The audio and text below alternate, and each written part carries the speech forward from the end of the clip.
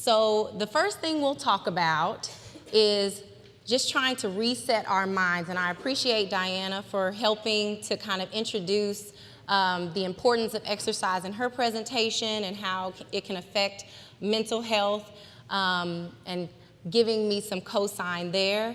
But let's reset our minds based on what people thought exercise could do in the past to a person with MS. So previous thought was that exercise was contraindicated for persons with MS. It was thought that it could increase progression of the disease, and it was thought that it could cause a relapse. It was thought that if I exercise, then my fatigue will get worse. Well, let's reset our minds and know that this is something that is a myth.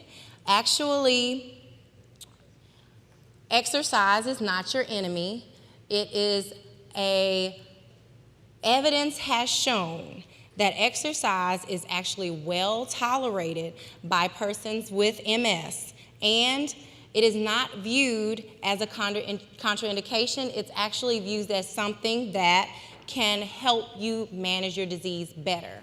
So as Diana said earlier, exercise is actually something that we need to do.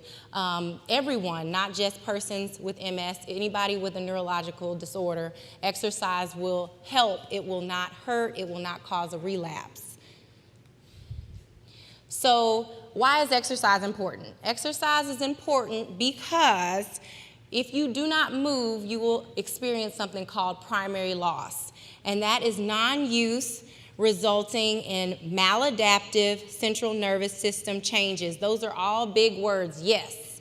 What this means is if you don't use it, you will, exactly. So what happens to the nervous system, if it's steadily down here, nothing's happening, we're sedentary, then the central nervous system will actually adapt to that non-activity, and it will think that state is normal.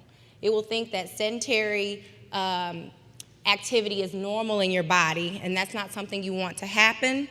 And it can cause a progressive loss of function in many areas, mobility, and a lot of things. Also, we need to exercise because you can get learned disuse. This is a secondary loss, so basically it's like a domino effect that can happen where you get a disuse of limbs, decreased performance of a task, and that causes muscle atrophy, which is an actual degrading of the muscle and not actually a strengthening of the muscle. So a vicious cycle will happen, and you'll have exercising less, and then you will get weaker. Decreased strength equals greater sedentary lifestyle, or sitting more, or doing less. And then that will result in a diminished ability to even start exercising. So we want to get off of that vicious cycle, and we want to hop on a movement cycle. So I put here traditional methods of exercise training methods. We all know aerobic training, things like cardio, running, elliptical training, things that get your heart rate up and cause you to get in better shape overall in cardiovascular system. We know what resistance training is, lifting weights, things like that. That's great. We know what balance training is to help with stability during walking, decreasing falls, decreasing fear of falls. All those things are great. But what I wanted to focus more on here are exercises that some people may not know as much about. And so if you were here last year and you heard this talk and you exercised one time after that, I did my job. If you have not and you're here again, then please make me successful and exercise at least one time after this, okay? So I'm gonna give you some fun things that you may want to include into your exercise regimen so you can be more consistent. So as Diana said earlier, aquatic therapy which is one of my favorites, is a great way to exercise. So I've given you some complementary alternative methods of exercise. We're going to call those CAM exercises. They're the atypical forms of exercise outside of running, lifting weights, and doing balance training. So aquatic therapy is very feasible in that, like to answer the young lady in the back, you don't necessarily have to go to an aquatic therapy session or what they call water aerobics, even though those things are great. If you have a friend with a pool and you go in the morning when it's cooler in the day, that's aquatic therapy. If you go to youtube.com and you look at exercises to do in the water. It doesn't require a professional. You just need to be safe in doing so, okay? Aquatic therapy will improve your overall physical function. It can improve sensory input if you have issues with sensation, like what can be common in persons with MS, and it's a cool environment. That's my favorite part of aquatic therapy. One of the things I like to note, though, if you're interested in starting aquatic therapy and you know it will be safe for you, if you want to do it with a professional organization or if you want to do it with a friend in the backyard, just make sure that you don't put out everything and empty your gas tank in the pool, because you have to get out of the pool, you have to shower, change, and then get back home or get back where you're going. So you want to just make sure that you gauge the amount that you put out when you are doing aquatic therapy.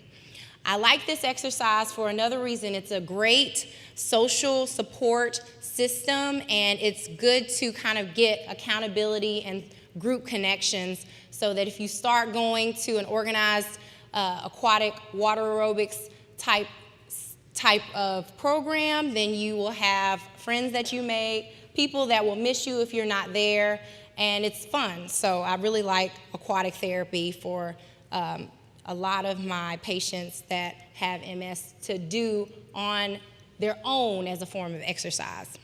So yoga and meditation, we've already talked about that earlier, and then we'll talk in detail about that later, but I just want to emphasize the fatigue-reducing, stress-reducing, mood-improving component of yoga. Yoga is actually my favorite form of exercise, but not hot yoga.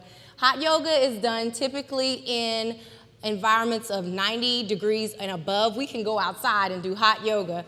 So I prefer yoga done in a room that has temperatures that will not cause the heat sensitivity mechanism to happen in our bodies. So I know that, to answer the young lady again, there are non-MS yoga classes that are available in pretty much every city that has an instructor that if you come to them, he or she, and tell them, listen, I really am interested in participating in this. I want to be consistent in this, but this is what I'm dealing with. Can you make modifications to adapt to what I can do? I'm sure that they will do what they can. They will modify for just about anything, not just MS symptoms. I went to a yoga class and there was a lady there that had severe rheumatoid arthritis. Her joints were very deformed, and she was doing everything in a modified fashion, and she went the whole hour. So I know that they will try to make accommodations to you so you can have that available to you, even if it's not specialized in MS. So here are some other CAM exercises that I like Diana said earlier. You don't have to just go to the gym, especially if you know you won't be consistent at the gym. I'm not consistent at the gym, so I do things that I enjoy so that I will be consistent. Horseback riding, there are some modified horseback riding programs in Louisiana, and it's called hippotherapy. You can't just type in horseback riding for persons with MS. You will find it if you look under hippotherapy, and it will be professionals there that will teach you how to ride a horse, and they will modify everything for you so that you can get on and off safely. And the reason I like horseback riding for my patients that I've had with MS is it really helps relax the muscles in the lower legs. When you're on the horse, it's been shown in research that if you have spasticity in your legs, especially in your growing area and in your hips, then you will have an increase in flexibility in those areas because of the movement of the horse, and it's just fun if you are not afraid of horses. Tai Chi is another favorite of mine. I like Tai Chi because it really helps with balance if you're having issues with balance, but I like Tai Chi because you can do it seated a lot of times. So again, you can search around your area for classes that will do Tai Chi lessons for you. Pilates is another favorite because it works on core strengthening and flexibility and just overall strength. It's another good exercise that involves a group of people that will be able to connect with you, and you'll be more consistent with that factor. Circuit training is a favorite of mine because it's a great way to train in burst, which is very good for persons with MS to kind of work a little bit, stop a little bit, work a little bit, stop a little bit. You pace yourself. And so if you don't know a gym that has a circuit set up, then you can set up your own circuit. You can have 5 exercises that you set up outside your home, inside your home, and you can say, I'm going to do this circuit once, and I'm going to sit down for 10 minutes. I'm going to do the circuit again. I'm going to sit down for 10 minutes. And that's what that is. You exercise and you rest, and then you repeat until your tolerance is wiped, okay? I also like to add in here adaptive skiing. I used to work in Tennessee, so this was something that was more available there. But if this is something that you used to do and you want to do again and you feel like I can't do that because of A, B, and C, there are adaptive skiing clinics that are available at certain areas if you do your research on that. I will say, if you, like I said before, just let the instructors know in these different classes that you try, in these different areas that you try, listen, I have MS, I deal with fatigue, I have flexibility issues, A, B, and C, then they will likely adapt everything so that you can be consistent, and they will modify things so that you can continue to participate. So tips to stay consistent. How many people in here have said, I just feel like I have no energy? And one of the things that I've noticed when I say that, when I say I just feel like I have no energy, one of the things I've started saying right after that is I need to go exercise. And that doesn't make sense sometimes when you're really, really tired. And the last thing I want to do is exercise when I'm really, really tired. But I've learned the benefit of consistent exercise, and I've done enough exercise to know that if I do it, I will feel better. I will have more energy at some point if I stick with it, okay? So let's talk about that in little pieces here. So intermittent exercise and training in bursts. As I talked about earlier, circuit training is an example of that. Taking rest breaks frequently as you need it. Listen to your body, and rest allows for greater amount of work. So you can train for 15, rest for 10, train for 15, rest for 10. You don't have to be a 60-minute warrior. You can set a time aside so that you can exercise and rest so that you don't only work out for 20 minutes when you intended to work out longer. Also, doing mini workouts all combined is good to do. So if you do 10 minutes of cardio, rest. You do 10 minutes of weight training for a little while, rest, and then you finish off with maybe a little bit of yoga for the last 10 minutes. You've done 30 minutes of exercise, and you've done it in a way that you could pace yourself, and you've addressed a lot of different areas that you need, like cardio, resistance, and flexibility, as well as feeling good afterwards, okay? Heat sensitivity and MS. When I was in physical therapy school, our instructors kind of made us a little paranoid on working our patients that had MS because over-fatigue and overheating was just drilled in our heads. You can't do too much. You can't do too much. You have to do everything in the morning. You can only do these 5 exercises. And so I learned, though, in my experience that is not the case. I do need to pay attention to my patients. I do need to pay attention to their body's responses. I do need to pay attention to how they're tolerating things, but I don't have to walk on eggshells in the middle of our session as long as I pay attention to the environment we're in, as long as I pay attention to the way they're responding to what we're doing. So I'll talk about some ways of cooling, but I do want you to be aware that just like I'm paying attention to your body's reaction, you need to pay attention to it and how you are fatiguing in the midst of the heat sensitivity. It's kind of sucking the energy and the life out of you sometimes because of your body temperature going up and you feeling like your environment temperature is going up.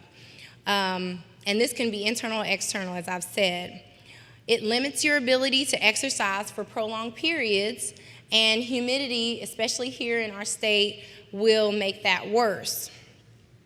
So ways to cool off.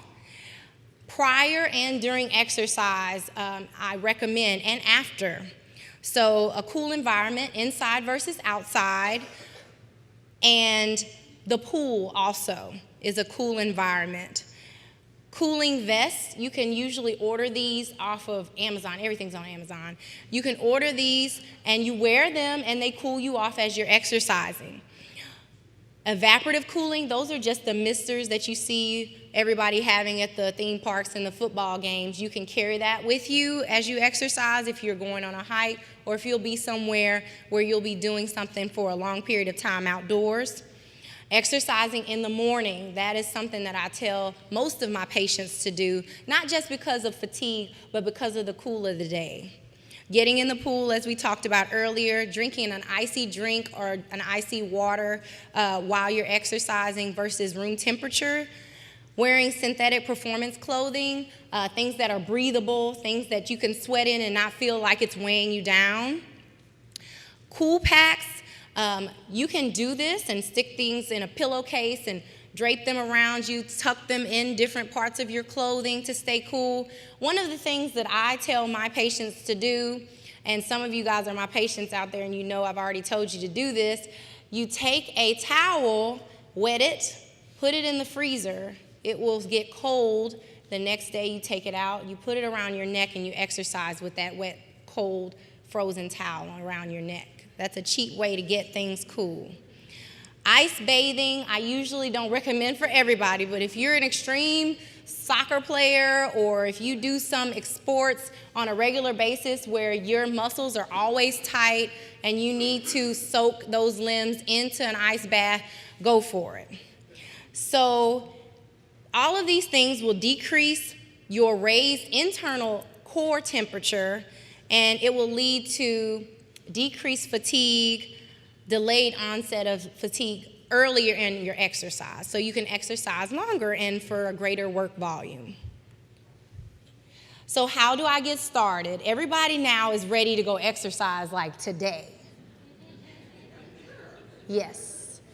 So I recommend, as Diana said earlier, to start with the professional, your neurologist. If you have a rehab doctor, your physiatrist, they can get you orders for physical therapy if needed, or they may be able to direct you to areas that you're interested in starting, like the yoga through Ashner, or other yoga or other aquatics or any other CAM exercise that I've mentioned already.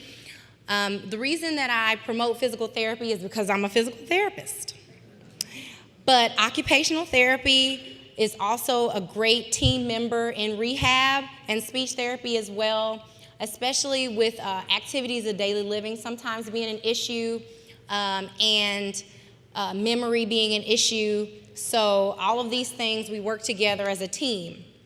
A psychologist as well, or a therapist, as Diana said earlier. So you get these referrals through your doctor. You can also ask your PCP for one as well. So if you don't leave here Remembering anything from my presentation, please remember these things. Listen to your doctor and your therapist to be safe in starting exercise. If you are unsure of how to get started, then just consult with them about things that you want to try. If you're already exercising, just keep doing it, and then you'll be more consistent and you'll feel better because of it. Also, keep a consistent schedule. Mark your calendar down. I'm going to exercise these 2 days this week, these 3 days at these times, so that you can remain consistent. Get an accountability support partner, your husband, your best friend, whoever it is. It's also good to have a buddy with you for safety issues. If you want to go on a hike or things like that, you can have a buddy with you there for safety. Don't let the wheelchair stop you, and I like to put that in there because if you watch my patients come into the clinic, you will notice that over 25% of them are in wheelchairs. Over 25% of my patients are in wheelchairs, and we work 2 times a week for an hour, and we work hard. And so there are lots of things you can do as far as mobility and functional mobility are concerned to increase your quality of life from that level that you're in. Now, some of my patients have a walking goal, some of them don't. But the point is that they're trying to do their best they can where they are. So that's what I want to emphasize there. Rest and don't overdo it. Listen to your body. Mix it up. Do some of the CAM exercises in the midst of your normal exercise routines, like hiking, jogging, things like that. Remember your medications. If you are on baclofen for spasticity and you go to exercise and you are not taking that medicine as you should or as the doctor has advised, you will have more difficulty exercising because of that. So remember your medications as prescribed, and each day can be different and adapt. What that means is that it's not always easy for anybody to exercise consistently. We all have our excuses that we use. We all have busy lives and problems that we are trying to overcome, and sometimes exercise is trying to fit in, and we let it sit on the back pot. But it's going to help your overall wellness, it's going to make you feel better, and it's going to affect your daily movement as a whole. One thing that I noticed that was missing from this is treating symptoms, secondary symptoms that you deal with MS. If you have foot drop, deal with that secondary complication in seeking help to get whatever you need to improve that foot drop. If you have spasticity or you have extreme flexibility in your lower limbs, your upper limbs, seek treatment for that secondary complication. If you have incontinence and you want to try aquatic therapy and you want it to be appropriate to be in the pool, seek treatment for those secondary complications so you can try these things and so that you can get out of the box and get off the couch and get out of the bed or wherever you're trying to go.